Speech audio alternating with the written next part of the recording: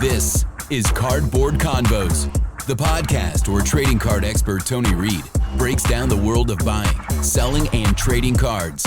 Whether you're new to the hobby or chasing the next big pool, Tony's got the insights to help you level up your collection. And welcome to the first episode of Cardboard Convos. I'm Chad Evans inside Stone State Studios today. Brand new show, brand new podcast that we're bringing to the area and beyond. This podcast is all about buying, selling, trading cards, right? And we have Tony Reid in here. And before I introduce Tony Reid, podcasts are supposed to be informational, educational, and entertainment. And I think that's all three are composed into one podcast here today. And I'm really excited about it because growing up as a kid, I collected all the baseball cards, right? Yep. Some football cards, hardly any basketball cards. I know, but we'll talk all about this. I'm a 45-year-old dad from the outskirts of Shamokin. I have 3 kids, and none of them are in baseball cards yet, but I want them to be. So as a listener, as a viewer, I invite you to tag along with me and my story as I get into this industry of investing into some trading cards. All right. And before we do that, keep yourself up to date. Subscribe to this YouTube channel. Make a share, make a like, make a comment. We want some engagements. You're going to be able to ask Tony some questions on social media platforms and be a part of the show as well. So it's a lot of fun. So Tony, I've known you for a long time. True. Why do you want to start this podcast? Why are we doing this today? Why are we here? Damn, that's a good question. Obviously, this is not our first rodeo in podcasts, in sports, in cross-state trips for sports cards. Yeah, we've done this for a long time, and I think for us specifically, I think it's a new angle. Like you mentioned, we want to be informative. We want to help people learn, whether it be someone just starting in the hobby like we're talking about or someone advanced. So I think we're going to try and find that happy medium of not talking over or under people, try and share just information I think is pertinent in the hobby and I think can be useful to people. So I think it's really exciting because I know what I know. And what I know were 80s and 90s cards. And of course, we call that the wax era. Yeah. But here's the thing about that. I blame my parents, right? When I started collecting cards, probably when I was 7, and my uncle got me into it because he collected cards. And what they would say, collect these cards because one day this is going to be everything. Because my dad grew up with Mickey Mantle, and he came home one day. And my grandma was having a yard sale and sold all of his baseball cards. Yeah. And Dad reluctantly said, where's my baseball card? Didn't have them anymore. And then he saw the value shoot up in the 80s and 90s from those old school baseball cards. Yeah. So they told you to keep them. So it's not necessarily on the generation. No, I agree with that. Because people say, keep these cards. Yeah. And we did. And I still have them in my garage today. Yeah. A whole bunch. But the wax era, that's our generation. What do you have to say about the wax era? It's the junk wax era. And for that particular reason. So there was a boom of sports cards in the 80s when you started seeing more card shops, more dealers, more shows, things like that, right? So these people in the 80s start looking back, well, the cards from previous generations, the 30s, 40s, 50s, 60s, 70s, a little bit, everybody's parents did throw them out. Everyone did get rid of them. Mom did sell them. They got thrown in the garbage. They got burnt. They got them on bike spokes, the classic bike spoke. And kids would play games. I've talked to athletes who played, did the bike spoke thing. You would throw cards, you'd toss cards in a hat against a wall. Like they weren't seen as investments. They weren't seen as potential retirement. They were almost toys. They were just like an afterthought, a real fun afterthought of your favorite athlete, right? Which is great. But that way of handling those cards in that era produced a crazy level of scarcity in comparison to fast forwarding back to the 80s, because then, like you said, well, these Mantle cards are worth X, this Maris card's worth X, this Willie Mays card's worth this much. So yeah, in the 80s, everyone hold your cards, everyone hoard your cards, buy all the cards you can. This is going to be your college fund, your retirement, whatever the case may be. The only issue with that was the overproduction of cards. So from like, I would say the early to mid 80s to the mid to late 90s, it's literally called the junk wax era. Wax being cards came in wax packs, and they're just junk, unfortunately.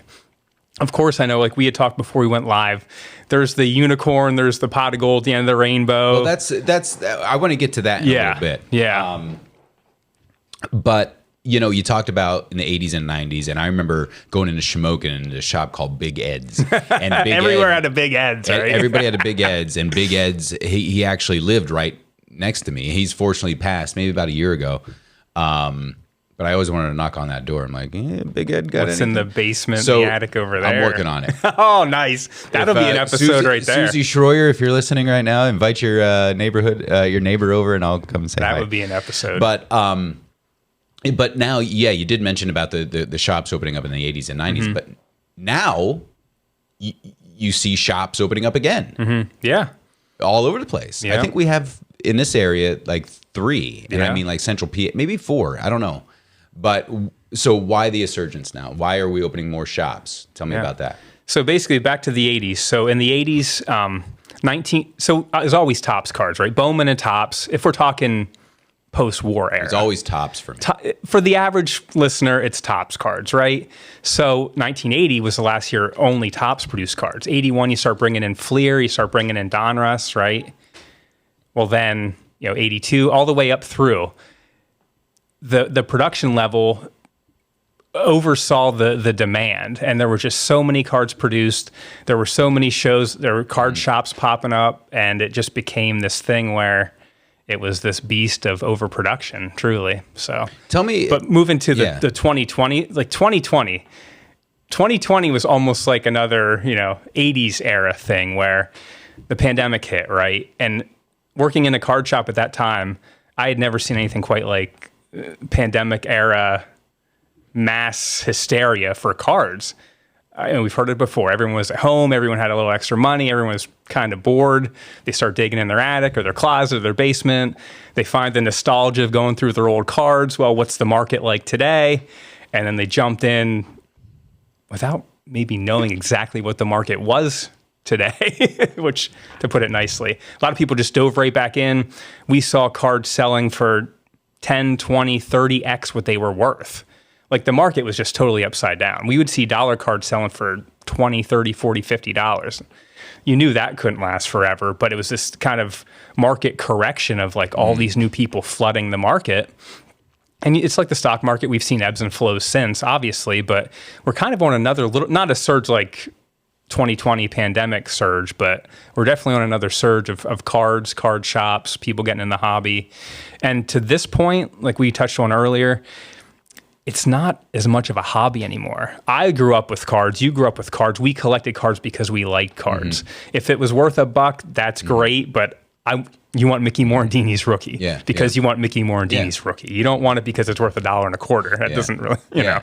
So that, to a degree, is kind of gone. The market now, since 2020, has become investments. It's all about investments. It's all about what a card's worth, what I can buy it and flip it for and make a buck. That's a huge part of the market now. I'm more of a traditional guy. I like the fact if you actually have a card collection. I joke at the shop. I'm one of the very few people that I see that actually collects cards. Everybody's buying it to flip it to make an extra buck. You know. So I kind of miss that aspect of the hobby. It's called a PC, not the PC like. Right, personal collection. Okay. If you're a serious collector, you have a PC. You'll hear that those two letters all the time. Oh, my PC. This isn't my PC. I PC this guy. I PC this team. So that means I personally collect. So there aren't so many PCs anymore because even people that say they have PCs are quick to sell something out of it if it's gone up in price enough or something like that. So I wish there was a little more collecting in the hobby. Maybe we'll get to that point, but. Yeah, I kind of miss the nostalgia of having people collect cards because they like cards. Sure. You know. Well, this is interesting. Again, if you're listening or watching this and you're looking to get into this investment opportunity. Now it is an investment opportunity. You know, if you want to start being a collector to get into the game, follow along because you're going to be learning right along with me. Yeah. Question. Speaking to your investment piece, though, it really has become a huge multi-billion-dollar market over the years since 2020, et cetera, et cetera. You know, Fanatics is basically buying the hobby. They're buying all the card companies out and going to be producing cards themselves, and they already have started that. You know, Michael Rubin, the owner of Fanatics, the owner of the Sixers, he's done a lot in the hobby. He's a big fan. A lot of the guys in positions of authority there are sports guys. They are collectors. They are people that truly appreciate the industry. So I think we're going to see great things from Fanatics. But it has become... It's not a sports card anymore that you're going to put in your bike spokes or you know throw against the wall or flip or trade. It's a work of art. It's a piece of art. In my opinion, the high-end stuff, it's not even my opinion, it's pretty much a fact at this point. High-end sports cards are an alternate asset. It is a piece of land. It is the Mona Lisa. It is Bitcoin or whatever you might consider an investment. Cards and the return on cards right now rank up there with anything. Truly rank up there with anything. Real high-end blue chip sports cards are an incredible investment at the moment. Okay, so I'm 45. Am I too late to start? Of course not. No. You're not too late to start anything. This podcast, you're going to tell people how to do things. We'll get into whatever people want to get into. All right, so my first question is, how do I get started in this? First of all, if you were coming to me behind the counter of a card shop, you're like, hey, I'm a big sports guy, you know, radio guy, podcast guy, production guy. I'm just a guy. Just a guy. So you're coming to the glass counter at the shop. Yeah. Hey, I want to get in the hobby. What players do you like and what teams do you like? That would be my first question. It wouldn't be talking about the $1,000 box over my shoulder or the $500 box or the $50 pack of cards. My thing, and even my personal collection, it's who and what I like. I want to collect what I love, what I like. I noticed that. And that, so I think I've seen your PC. You have. I have. You have. We'll get into bits. We could. That's another angle too. We get into bits and pieces of that with the stories behind some of the better cards. I'm on board for that. Get the best cards. I try. So that's my thought. Who and what do you like? Do you like the Phillies? Do you like Harper? Do you like Schwarbs? Do you like Stoddy? Yeah, Who do you like? If I were to start now, which I'm going to, I would say Phillies. And Schmitty, of course. I know you're a Schmitty guy. Yeah. So I would direct you to buy cards of who and what you like.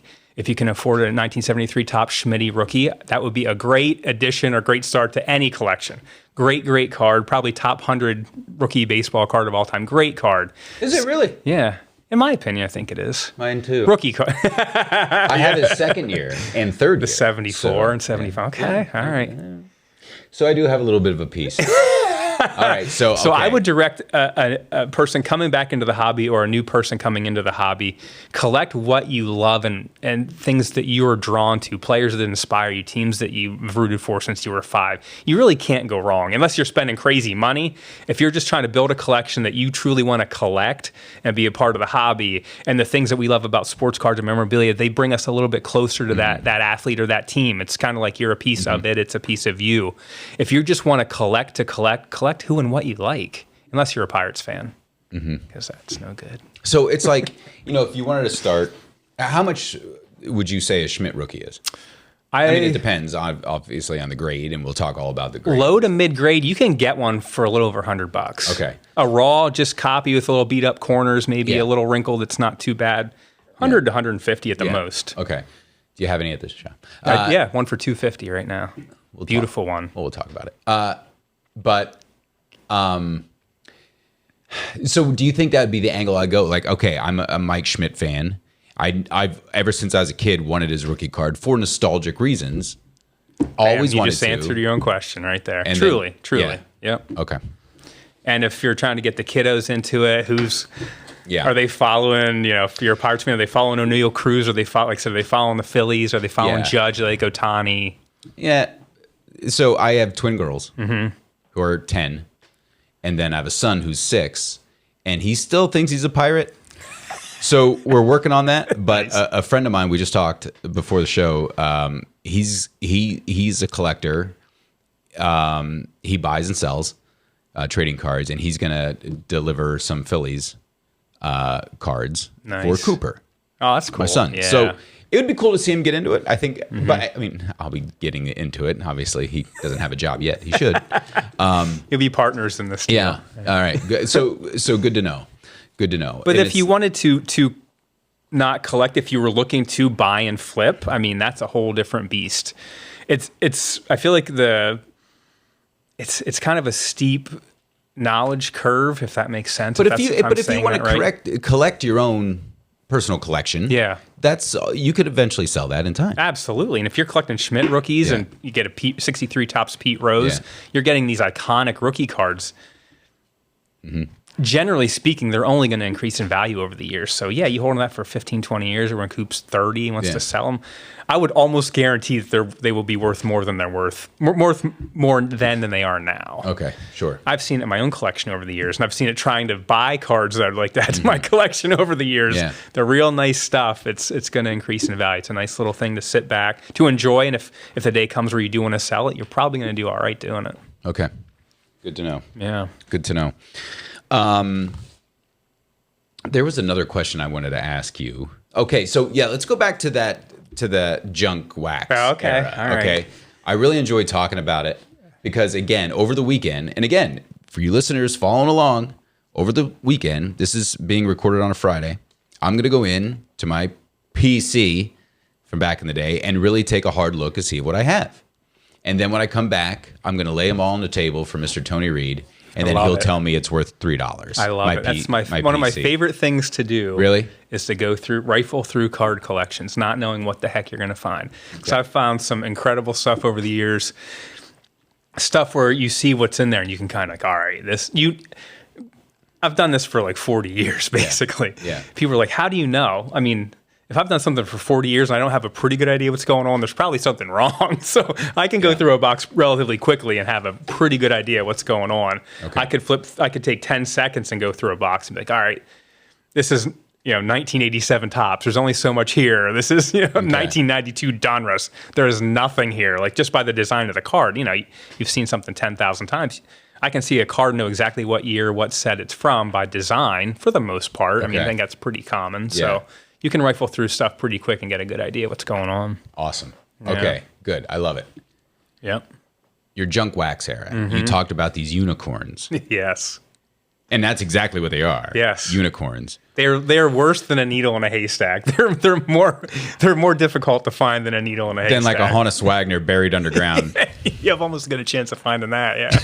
Is anything worth value in the junk era? Yeah, it's interesting. We say that jokingly, but there are things. But is there anything of value at all in that era? Well, here's the thing, because that can be a loaded question, because the cards that you're just going to happen upon 99.9%, like if someone brings you a box from the 90s, you're not going to find those rare cards. You're not going to find the needle in the haystack, generally speaking. Like you kind of have to go in with that assumption. Like when I'm going through, 2 rows and 3 rows and 4 rows and 5 row boxes of cards, I'm going to go through them because it's worth it. But at the same time, the odds of finding the cards we're about to talk about is 0. And the one you mentioned before we got on the air was the 1990 Frank Thomas Topps rookie card, no name on front. So due to certain production issues when they were producing the cards, the black ink of the Frank Thomas did not get printed on the Frank Thomas cards. So this truly is needle in a haystack kind of stuff. And it's a card that's one of my grails that I would like to acquire at some point. Fun. Those I saw one at the National in Cleveland last year, I believe, or maybe in the National in Atlantic City the year prior. I've only ever seen 1 or 2 in person, ever. Going to huge shows, working at a card shop for 7+ years, dealing in cards forever. When we were a kid, like there was a rumor that card existed. It almost felt like it didn't exist. Like it was like a myth, but they actually exist, but they're that rare. And there's millions of that Frank Thomas card. You'd be hard-pressed to find a couple hundred of that card. So just basic math, like for instance, I bought a collection not too long ago. I had a 2 or 3 inch stack of 1990 Frank Thomas cards. I looked through them, of course, but there is no chance. I looked through like just hope against hope, lottery ticket kind of thing. of course, I knew it wasn't going to be there, but like, yeah, you'll find mountains of regular 1990 Topps Frank Thomas cards before you find the no name on front. As they call it, NNOF is no name on front for that, almost that card exclusively. Well, this is exciting. I might go through them tonight, actually. It's very If you nostalgic. send me a picture of a Frank Thomas no name on front, I'm going to faint. Zero chance. Faint. How about I could send you a couple pictures of like Randy Reddy Oh, from nice. the Phillies. That's probably worth a couple bucks. Respect, Randy Reddy. Randy was always ready. Are there any cards, though, of value? Now, obviously, get rid of the Ken Griffey Jr. thing. Yeah. That's what everybody collected. Yeah. But is there, like, what would you say in that junk wax mid to era, late 80s what would to be 90s? the best card? I would say, again, we'll keep it realistic here. Yes, please. 1980 Topps, Ricky Henderson's rookie. Great card. High grade, boom, money. But it's an awesome card. 81, not a ton of rookies. 82 was Ripken. So if you have stuff from 82, Topps, Fleer, Donruss, Cal Ripken, obviously iconic, great rookie card. But again, we're talking 20, 30 bucks raw. Like if you just show me that card, it's like 20 or 30 bucks. Okay. Graded high, again, whole other beast. But again, just keeping it simple. 83, you had Gwynn, Sandberg, and Boggs. Great rookies. So that would be what to look for in 83. 84, you're looking for Donnie Baseball, probably the biggest one. 84 update sets, you're going to start to see Clemens and Puckett and some of the greats. 84 Fleer update is one of the more rare average sets of the era. So the Clemens and Puckett and guys along those lines in that set are very valuable. 85, McGuire, of course, right? Yeah. And you'll see like some more Puckett and Clemens and those guys in 85. 86, the Canseco, which we'll get to at some point here. Yeah, the 86 Donruss Canseco is iconic. I can see it in my head. So, like, just going through chronologically by year, I could throw 5 or 6 names at you each year. They would be worth holding on to. And if you were collecting that era, those would be the cards the average person would want. Look for the big guys. Yeah. Okay, so if you have a bucket full of cards that you have stored in your childhood closet for 800 years or however old you're alive, just go look for the big names and start there. At least that's a great point. I think that's a very good idea. Okay, and then take pull the big the star names. cards aside. Yeah. Have someone go through and that might know a little bit more than you do. Or you can always... I use a feature on eBay all the time. In the upper right-hand corner is that little camera icon. If you're in the search bar on eBay, you can take a picture of it. There's apps that you can take pictures of cards and they'll give you some idea what you got. So, oh, no kidding. If there's ever a question, well, no, that's a little secret. So explain that. You go on. I use it all the time. I use the eBay in particular because there are other apps out there. Not to disparage some of the apps that have popped up, but there'll be times that you'll scan a card in a certain app and it'll tell you it's worth 100 times what it really is. I've had a guy come. This was again years ago. Came into the shop with a 1989 Fleer Craig Biggio card. Right, if it's a dime, you're doing well. He swore this was like a $300 card because on the one app he scanned it and said it was. So then you're trying to talk people off the ledge and trying to explain the situation a little better. You try and do your best, like we're saying, to educate. 78-year-old mother to say that bucket isn't worth $1 million, Mom. Yeah. So he had this Craig Biggio card, which again, like if you're getting a dime, you're doing all right. Yeah. And this guy swore up and down it was like a $300-$400 card. So keep the big names if you're looking. So keep the big names. Go to if you have a question. Concern, go to eBay. Just go to, if you have the app, obviously, you can get to eBay. So get to eBay. There's a search bar at the top. On the far right, you'll see a camera icon. Click the camera icon, take a decent picture of the card. It'll pull up at a pretty good clip. It's pretty accurate. It'll pull up an active list of listings, and you'll get some idea of what you have, right? If you want to dig in a little more, you can use the drop down to filter to sold items.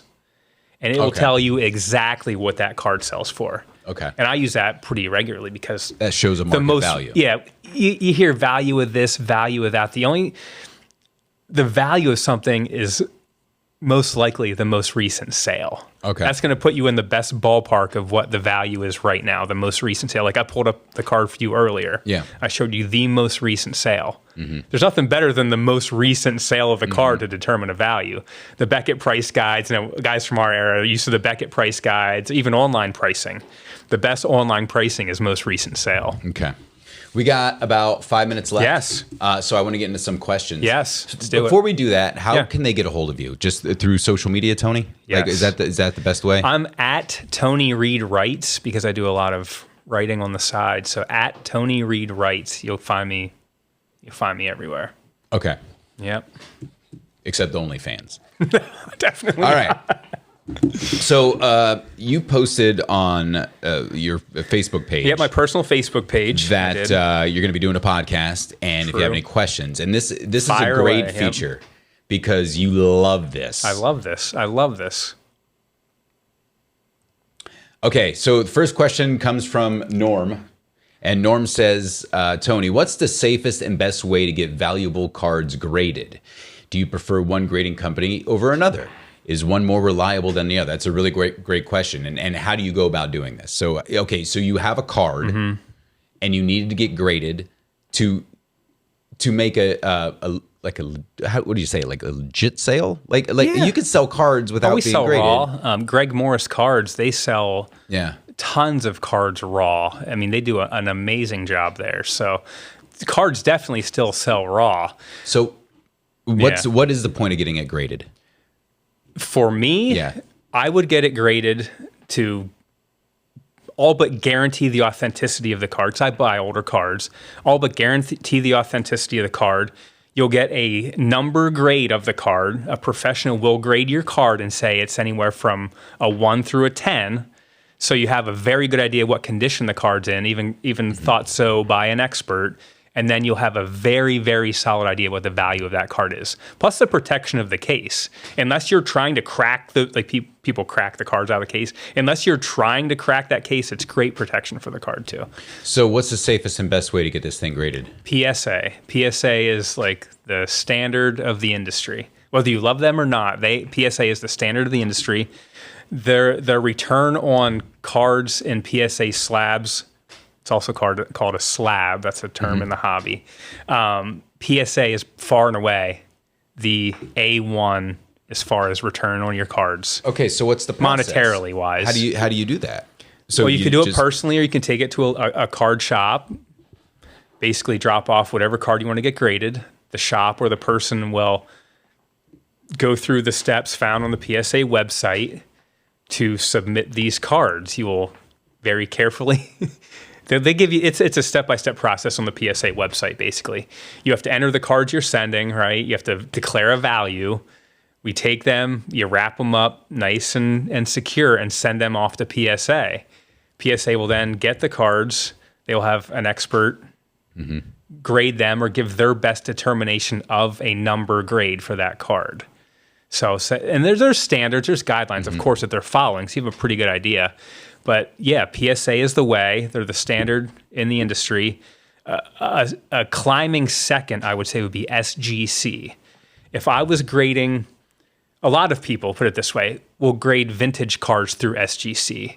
They like SGC's reputation. They've been around just as long or longer than PSA. SGC, the cases, they call them tuxedos because the cards look really nice in their cases. Vintage collectors seem to gravitate towards that. So SGC would be a second and a first, depending if you're grading vintage or not. But Beckett's fallen off the map. Beckett was kind of hanging in there. Beckett has just fallen off a cliff. So my next question would be, is this expensive? Does it go by card? Yes, it does. It goes not only by declared value, but by the value that grading brings that card. So they take a percentage? No, so there's tiers. Say if it's a basic card under $500, right? You'll grade it and it's like, say, $27 for your card, right? So generally speaking, most cards being submitted to PSA by the average person are under the threshold. So you're paying $27 to $30 out the door. If you send a card out at that tier and it grades up, over 500, over, there's different tiers, over $559.99. There's tiers that you can work your way up, and if it grades, if you submit it as a $27 or $30 card and it grades in a tier up, you're paying that tier pricing. Basically, is what happens. Sounds like a racket, Tony. It's been called a racket at times. that wouldn't be a lie. I'm trying to explain it as other PC as I can. No, I understand. And how long does it take to usually get your card back? A long ass time. Does it really? It used to be, there would be turnaround within, I remember the good old days of 30, 60, 90 days. Now you could send a card out and you could be missing it for a year. Like they are so, I don't want to say overwhelmed. I can't speak to that point, but the amount of cards getting submitted to PSA is mind-boggling. They truly can't keep up at this point. Okay. And there's very smart people at PSA trying to do the right thing, but the sheer amount of cards they get to get great, it's unbelievable. They don't even have a guarantee unless you pay like next day. Like if you're at a show, you can do same day, you can do next day, you can do end of show. If you're at a big show, they do it on site. I've done that myself on occasion. But if you're just sending them out to PSA through the mail, it's unfortunately going to be a while. That sounds like a good job for you. I could see you sitting at a desk with a magnifying glass, cards. Seeing a Geordie come through and like, 10. Yeah. Off to the next. All right. Yeah. Next question. Yeah. I know you got to go. No. This next question came from David. Uh-huh. How much can a dented corner affect the overall value of a card? A dented corner. We go back to this PSA thing. Oh boy. Again, I won't nerd out, but if you're talking about a card that's a quarter, 50 cents, a buck, some common card, doesn't really matter.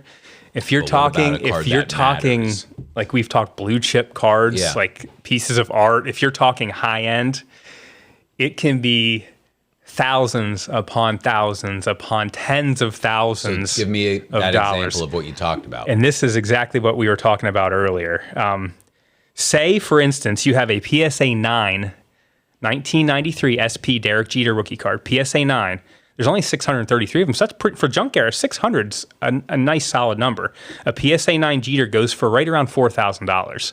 Again, awesome card.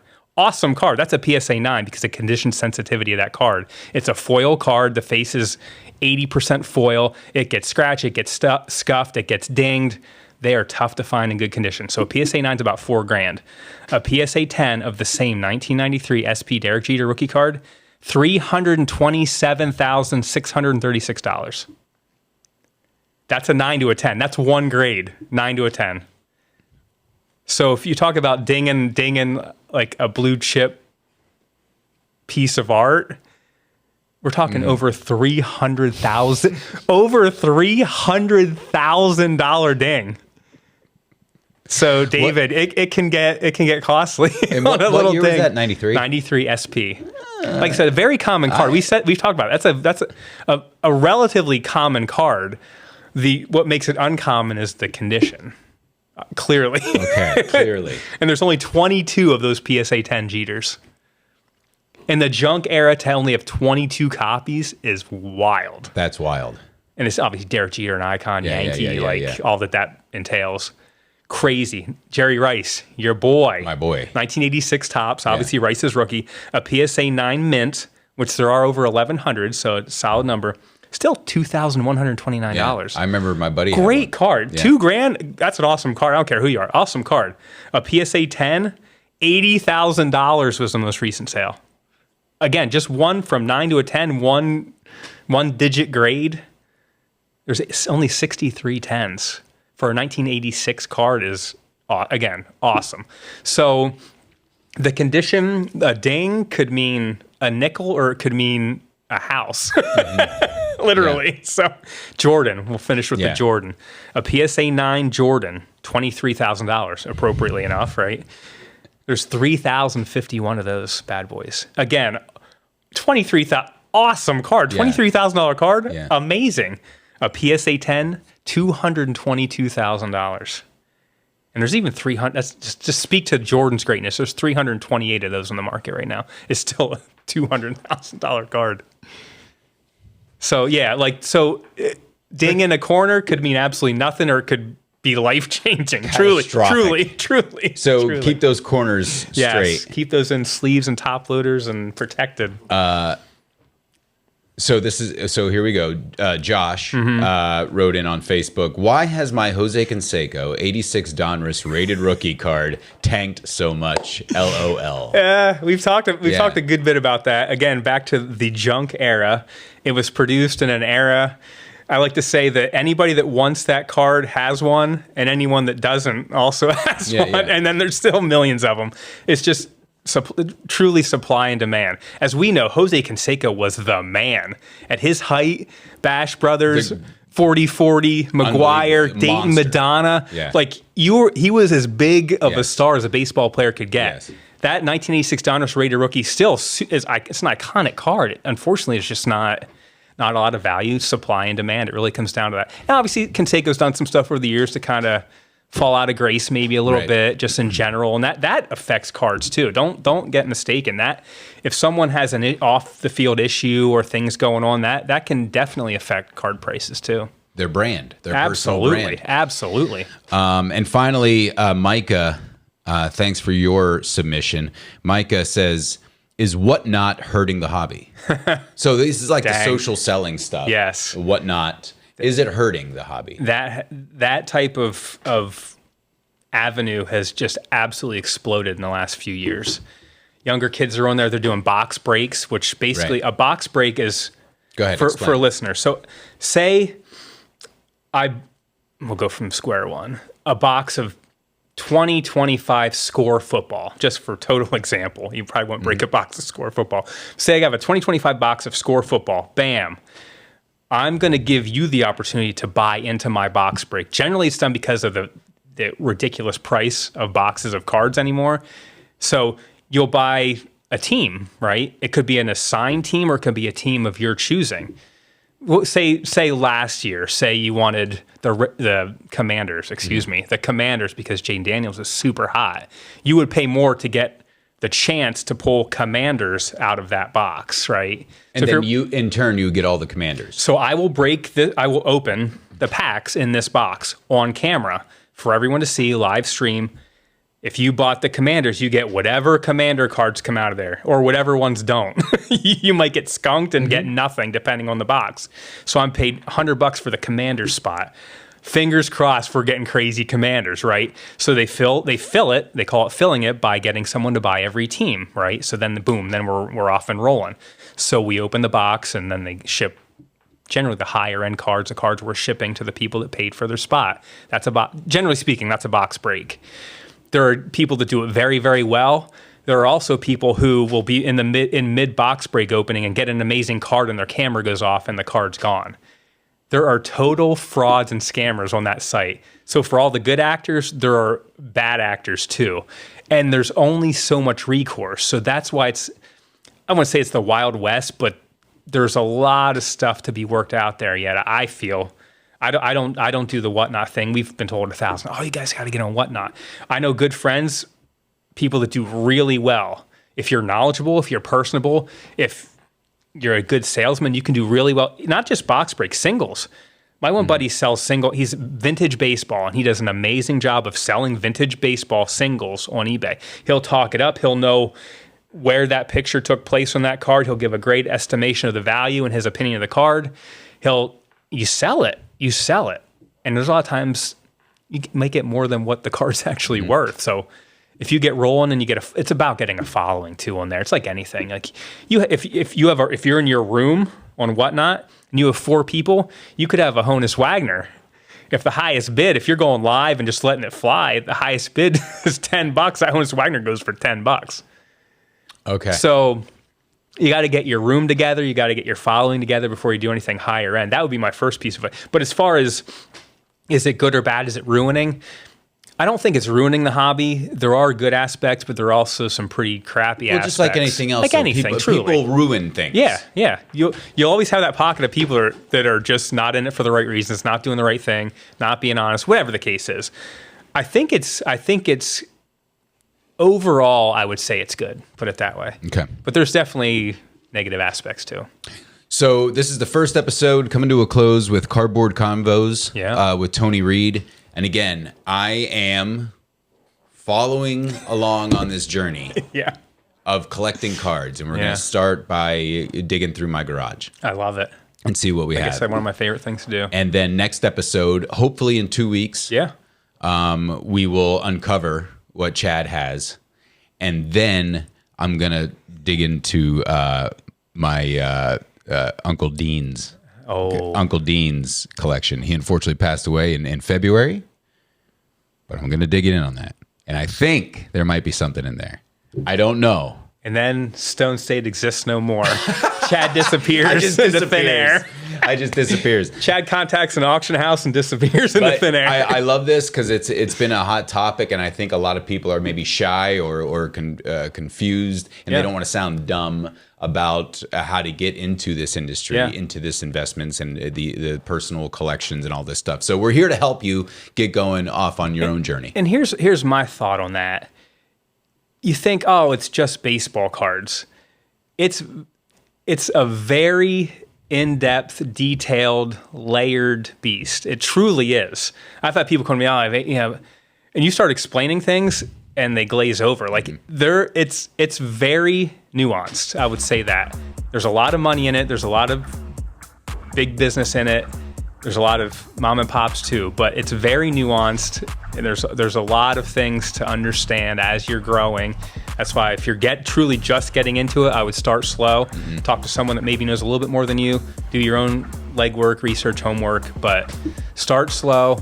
Don't overspend. Collect what you love, and you're off on a Most good start. importantly, have fun doing Absolutely. it. That's what it's about. Absolutely. Tony Reid, thanks for joining us here in sir. Stone State Studios, and we're going to do it again next time. Yes, sir.